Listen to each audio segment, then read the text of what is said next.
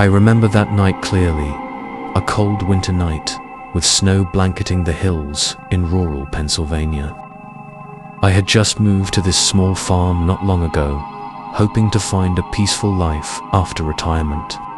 The old wooden house stood alone in the middle of a dense forest, far from the main road.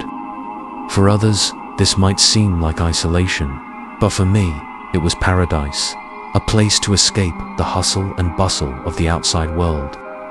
I had been living alone since I lost my wife, Margaret, 5 years ago. She passed away from an incurable illness, and since then, I hadn't been able to find peace within myself. The first few nights here, the quiet of the countryside initially brought me comfort. But then, that night came. That day, after a long day of cleaning the barn and clearing the weeds, I decided to rest early. I sat by the fireplace, sipping a cup of hot tea, listening to the crackling of the fire. The entire house seemed to sink into absolute tranquility. Just as I was about to drift off to sleep, a strange sound echoed from afar, a noise like the wind whistling through the cracks, but it was more unusual. I didn't think much of it, simply assuming it was the sound of the wind or falling snow. However, at midnight, I was awakened by a long, drawn-out wailing coming from somewhere outside in the yard.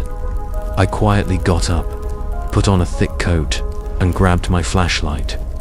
As I opened the front door, the biting cold rushed in instantly. The weak light from the flashlight barely illuminated the path ahead. I looked around, only to see snow covering everything. There were no signs of anything out of the ordinary. Perhaps, I thought, it was just the sound of wild animals. But when I turned to go back inside, I saw it. A trail of deep footprints in the snow. They were small, like those of a child, leading from the edge of the woods right up to my front door. A chill spread from head to toe, but I tried to calm myself, telling myself it could just be old footprints. I went back inside, locked the door securely. It was strange, I thought, because no one lived nearby, and the footprints appeared right after the snowfall. That night, I couldn't sleep. Every little sound in the house startled me. The creaking of the wooden floorboards, the wind howling outside the window, and that strange wailing sound. It still echoed from somewhere in the forest. Even though it was dark and the snowstorm was intensifying, I decided I needed to find out what was going on. The next morning, I woke up to the weak sunlight streaming through the window. Everything seemed back to normal. But when I stepped outside, I saw that the footprints were still clear in the snow, and there were more of them now. They circled around the house and then disappeared into the woods. I couldn't understand what was happening, but it made me uneasy. I decided to head into the village to see Joe, the closest grocer. He was the only person I knew around here and had lived in the area his whole life. When I told him about the strange footprints and the wailing sound, Joe just sat there silently, his face growing tense. Finally, he said, "You're not the first to experience this. There was a family that lived in that house before, and something bad happened. Their little girl went missing during a snowstorm. They searched everywhere, but never found her. Folks believe her spirit still wanders through those woods, trying to find her way home." Joe's story sent a chill down my spine. I didn't believe in ghosts, but something about this situation made it impossible to shake the feeling of unease. Afterward, I returned home, determined to uncover the truth. The following night, I prepared myself for whatever or whoever was lurking around my property. I locked the doors, checked my gun, and made sure I had enough light to keep the area around the house in sight. As night fell, the wailing returned. This time, it was closer, clearer. I stood up, grabbed my flashlight, and stepped out into the yard.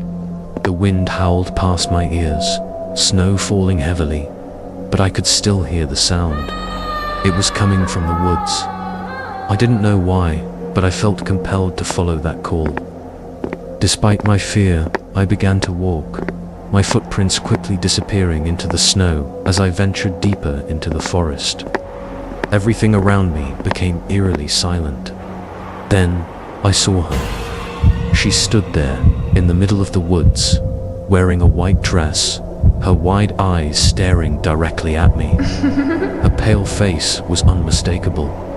This was the girl Joe had mentioned. But what was more terrifying was that she didn't move, just stood there as if waiting for me to come closer. I called out to her, but she didn't respond. I took a few steps forward, but when I was just a few feet away, she suddenly vanished into thin air, as if she had never been there at all. I stood frozen, unable to believe my eyes. This couldn't be happening.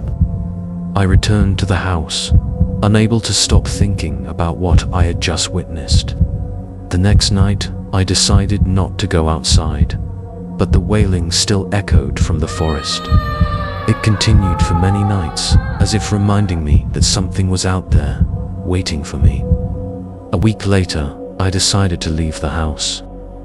I couldn't live in fear and constant dread any longer. I sold the farm and moved to a place closer to friends and family. I never went back to that forest, but every time I remember it, I still feel the chill of the snowstorm and the empty eyes of that little girl. Sometimes, on cold winter nights, I wonder if she ever found her way home. But deep down, I know her spirit is still lost in those woods, wandering through an endless night. My name is Jack, and I live in a small town in Montana. It's a peaceful place, surrounded by majestic mountains, wide but empty roads, and a night sky filled with stars. But that tranquility sometimes hides things you'll never forget. I work for a food transportation company, mainly delivering groceries and essentials to retail stores around the area. It's not a bad job, but it means I often have to drive long distances late into the night. This has forced me to get used to the eerie stillness of deserted roads, where only darkness and the headlights of my truck keep me company. One night, after a long day of work, I was driving home at around 2 a.m. It was freezing cold, and the road was pitch black, except for the faint glow of scattered streetlights. These late-night drives was something I had grown accustomed to, but the feeling of isolation and exhaustion was always hard to shake. After making my last delivery, I realized I was starving. I had only had coffee and energy drinks all day, enough to keep me awake, but leaving me jittery. So, I decided to stop at a small diner right off the highway, about 15 minutes from my house. It was a 24/7 diner, a place I frequented after my late shifts. The food wasn't fancy, but it was good enough to fill the empty stomach on long nights like this. When I pulled into the lot, it was nearly empty. Only 2 cars were parked, an old SUV and an old Ford pickup. The Ford was parked in the far corner of the lot, right under a flickering streetlight. It looked run down, rusty, and something about it seemed off. It wasn't what I expected to see at this hour. I tried to shake off the uneasiness and headed inside the diner. The owner, Mary, an older woman who knew me well from my regular late-night stops, greeted me. I sat down at my usual booth and ordered a burger and a hot coffee. As I waited for my food, I couldn't help but glance out the window. My eyes kept drifting toward that old Ford.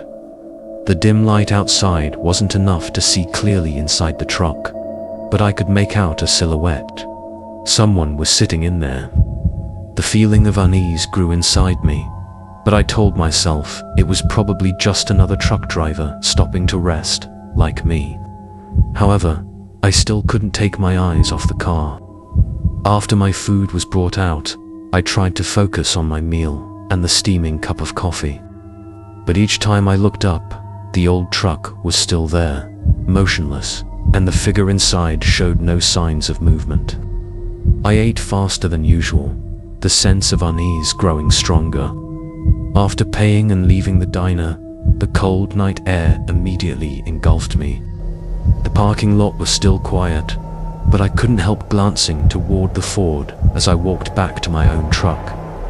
Suddenly, I saw the man in the truck step out. He didn't head toward the diner. He just stood there, staring directly at me. I hurried to open my truck door, jumped inside, and locked the doors. My heart started pounding. He remained standing there, motionless, just watching. I quickly started the engine and backed out of the parking lot. As soon as I pulled away, the Ford's headlights came on, and it began following me. There was no mistaking it now. He was tailing me. I tried to stay calm, driving faster to put some distance between us. But the Ford kept pace. Not too close, but not far enough either. Fear started to creep up inside me, but I couldn't stop.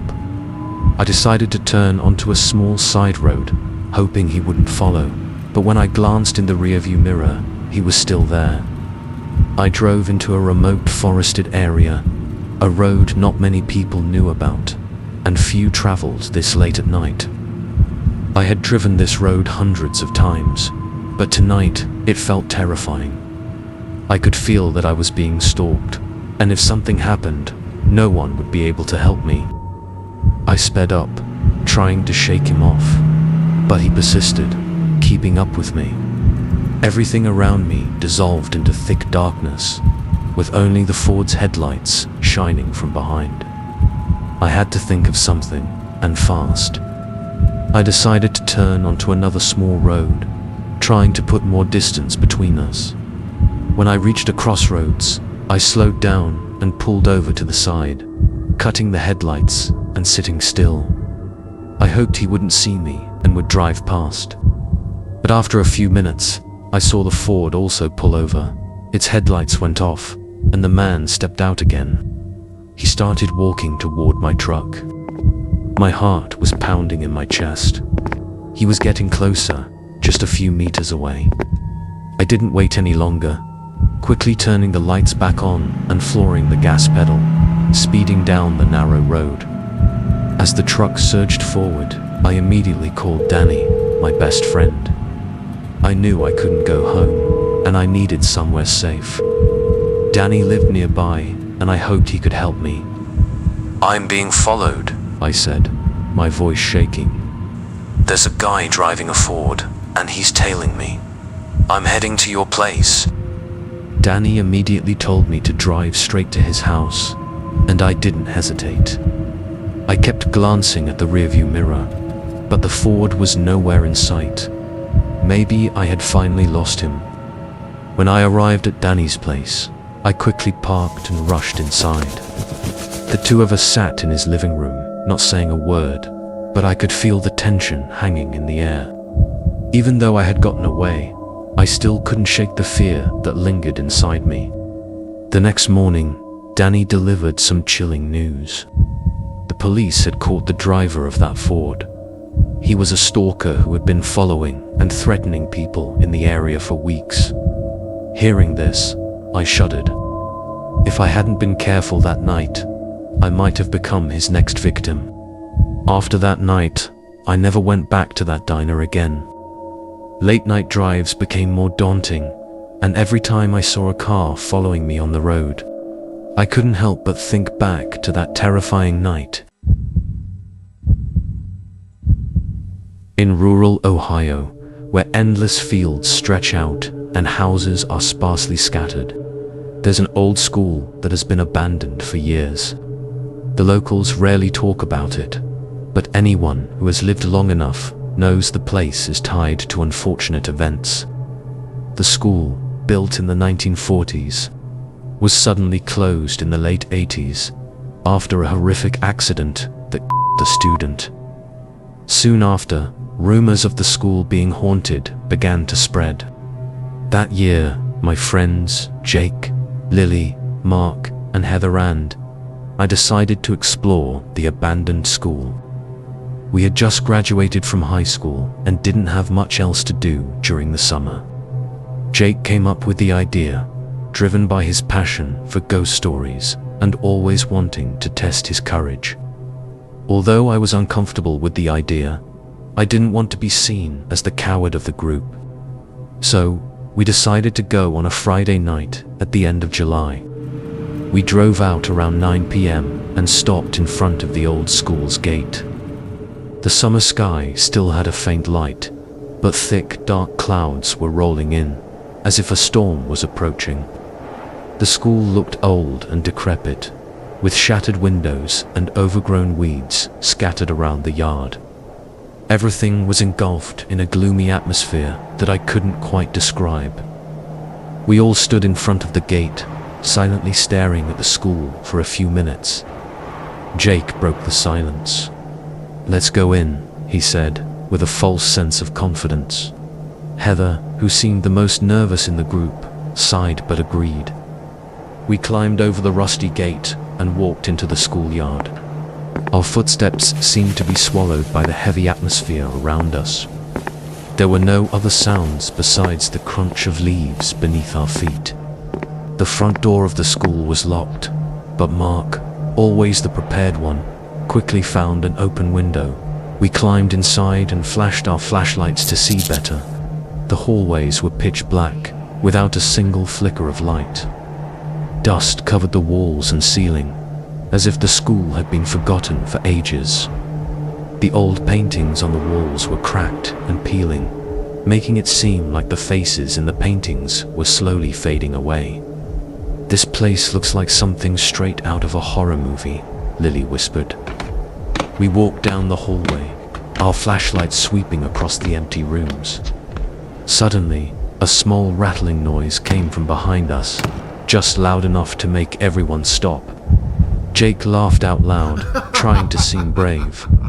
"It's just the wind." But deep down, I knew there were no open windows, and there was no wind outside. We continued deeper into the school, reaching a large room that Jake said used to be the main classroom. We stepped inside and were immediately drawn to a large blackboard where faint chalk markings were still visible. Suddenly, Mark, usually the calmest of the group, shouted. "What is that?" he yelled, pointing to the corner of the room. We all turned and saw a large, dark object sitting in the corner. It was an old, rocking chair, but the strange thing was that it was moving gently, as if someone had just sat down and then stood up. None of us moved closer to check it out. The whole group seemed frozen for a moment. "We should leave," Heather stammered, her voice shaky. This wasn't a good idea. But Jake, in a moment of recklessness, decided to approach the chair. "There's nothing here," he said mockingly. "You guys are just scared." As soon as he finished speaking, another noise echoed from the hallway, this time louder and clearer, like footsteps. Heavy, slow footsteps, as if someone was approaching us. My heart pounded in my chest. Everything seemed to stop. No one dared to breathe. "Damn," Jake whispered. "We're not alone here." Lily tugged on my arm, her eyes filled with fear. "We have to get out of here now." We all agreed and quickly rushed back to the hallway. As we ran past the window we had entered through, I swear I heard a laugh, a soft giggle, echoing through the darkness. We jumped out of the window and hurried back to the car. No one in the group said a word as we drove away from the school. The atmosphere in the car was heavy, as if something invisible was weighing down on us. That night, I couldn't sleep at all. The image of the rocking chair in the corner kept flashing in my mind, and the sound of footsteps and laughter echoed in my thoughts. A few days later, I heard that the old school had been demolished to make way for new housing.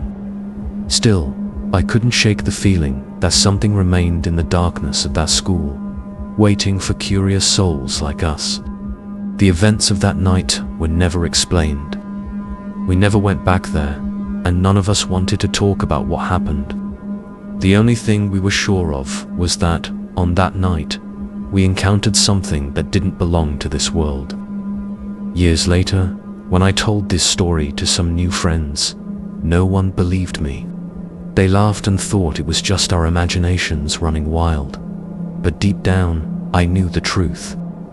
What happened in that abandoned school wasn't just a joke, it was real. And it still exists, waiting for those curious and brave enough to step into the deadly darkness. My name is Alex. Growing up in an old house in the outskirts of Wisconsin, I always felt lucky to have such a vast space to explore and play in. But gradually, as I reached my teenage years, the quiet and the darkness here started to make me feel uneasy. Especially after that night, I began to see the house with a different perspective. It was a cold evening in mid-December. Outside, snow was falling heavily, creating a quiet and lonely atmosphere. My mother, a nurse, often worked night shifts that lasted until morning. It was just me and my younger brother, Michael, who was only 8 years old. We were the only ones left in the house, as usual on nights when Mum was at work. That night, Michael went to bed early, while I sat on the living room sofa, engrossed in my phone. The only sounds I could hear were the wind howling outside the window and the occasional crackling of the fireplace. Everything was normal. Nothing seemed out of place. I wasn't concerned and just thought it was another ordinary night. Around 2 a.m., as I was about to turn off the lights and head to bed, an unexpected sound came from the basement below. It wasn't too loud, but enough to catch my attention like metal clashing together, distinctly clear in the stillness of the night. I frowned, wondering if the strong wind outside might have shaken something in the house. But then, a few seconds later, the sound came again, louder and clearer this time. It was like someone was moving heavy objects in the basement. My heart started pounding. I wasn't easily scared, but I'd never liked our basement since I was a kid. It was dark, damp, and no matter how many times we cleaned it, that cold feeling always lingered. I glanced up the stairs leading to Michael's room, ensuring he was still fast asleep. I didn't want to wake him, but I couldn't ignore the strange sound. I took a deep breath, telling myself it was probably just something that fell. Maybe an old box. I stood up, grabbed the flashlight, and decided to check it out. The basement door, which hadn't been opened in a while, creaked as I pushed it open. The thick darkness below seemed to be waiting for me. I turned on the flashlight, its dim light shining down the wooden steps. Each of my footsteps creaked steadily. I couldn't stop myself from imagining that something terrifying was waiting for me down there. As I reached the bottom of the stairs, the basement appeared in the flashlight's beam. Nothing unusual, just old boxes and unused furniture. But something didn't feel right. A strange sensation engulfed me, sending chills down my spine. I turned my head, scanning the room for the source of the noise. And then I saw a large metal shelf had been tipped over. Boxes were scattered across the floor, and in the middle of the mess was an old rocking chair, something I had never seen in the basement before. The unease intensified when I realized the chair was moving gently, as if someone had just sat in it and stood up. I froze in place, unsure whether to approach it or run out. But before I could decide, my flashlight flickered and then went out completely. The basement plunged into complete darkness. I felt a cold breeze pass by, even though no windows were open. Suddenly, a soft sigh came from the corner of the room. I stood frozen, straining to listen. The sigh wasn't mine, and it certainly wasn't Michael's. It sounded very close, like someone was standing right behind me. I bolted up the stairs, not daring to look back. My heart was pounding, and I swear I could hear footsteps following me. As I slammed the basement door shut, I heard a loud thud from below. Everything went quiet, but the eerie feeling hadn't left me. I stood there for a while, taking deep breaths to calm myself down. Not wanting to wake Michael, I decided to check on him to make sure he was safe. He lay there, sleeping soundly, completely unaware of what had just happened. I sat down next to his bed, feeling uneasy. The feeling that something was very wrong in the basement still lingered over me. The next morning, when my mother got home, I told her what had happened. She wasn't too concerned, thinking it was probably just old furniture falling over. But I knew better. Something was down there in the basement, and it wasn't just old clutter. Since that night, I never went down to the basement again. Whenever strange noises echoed from below, I would get chills, but I tried not to pay too much attention to it. However, that eerie feeling always persisted, as if the basement still held something hidden that I couldn't explain. Years later, after I had left that house and moved elsewhere, the memory of that basement would still return in my dreams. In those dreams, I could still hear the sighs, still feel the cold breeze, and still see that rocking chair gently swaying in the dark. When I woke up, I would wonder if maybe I had just been overly anxious. But then I would remember that feeling of unease, remember those strange sounds. And I knew that there are some things we simply cannot explain. That house, with its dark basement, still held secrets I never wanted to uncover again. The story ends here, but that chilling feeling still haunts me whenever I think back to what happened on that dead of night. In my final year of college, I moved into an old house in New Orleans, a place most students avoided due to its isolation and lack of modern amenities. However, the rent was cheap, and I was drawn to the spacious antique charm of the house. Built in the 1920s with Victorian architecture, tall windows, and wide ceilings, the house, though somewhat worn, had a unique allure, especially as the crisp autumn air began to fill the city. One of the house's unique features was the basement. It was divided into two parts. One area was a storage space for old things, and the other was a small room with a locked iron door. Everyone was curious about the room, but no one had the key, and the landlord didn't know much about it either. We tried a few times to break the lock, but failed.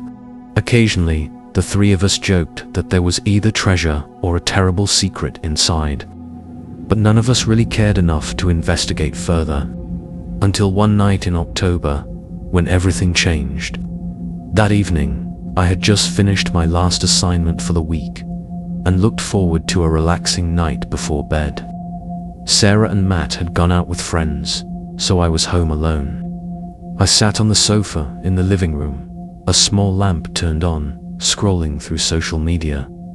As the night deepened, the house grew eerily quiet. Around 1 a.m., my eyelids began to feel heavy.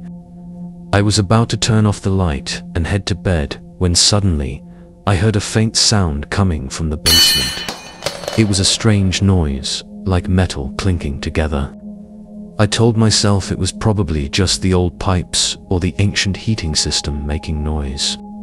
But then, the sound came again, louder and clearer, like someone was trying to open an iron door. Anxiety began to creep into me, but I still decided to check it out. I grabbed my phone, turned on the flashlight, and slowly made my way down to the basement. Each step creaked under my weight, and the air seemed to grow colder as I neared the lower level. When I reached the bottom, everything went silent. I shone the flashlight around the basement, seeing nothing but old boxes and cobwebs. But the iron door, which had always been locked, was now wide open. I stood frozen, unable to believe my eyes. That door had been locked since we moved in. My heart raced in my chest.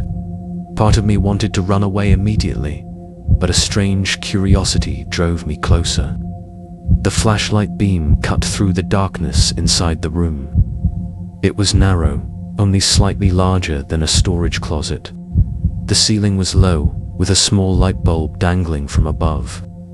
I stepped back, a chill running down my spine. Every instinct in me screamed that something was wrong here. I couldn't explain what was happening, but the unease only grew stronger. I turned and bolted up the stairs.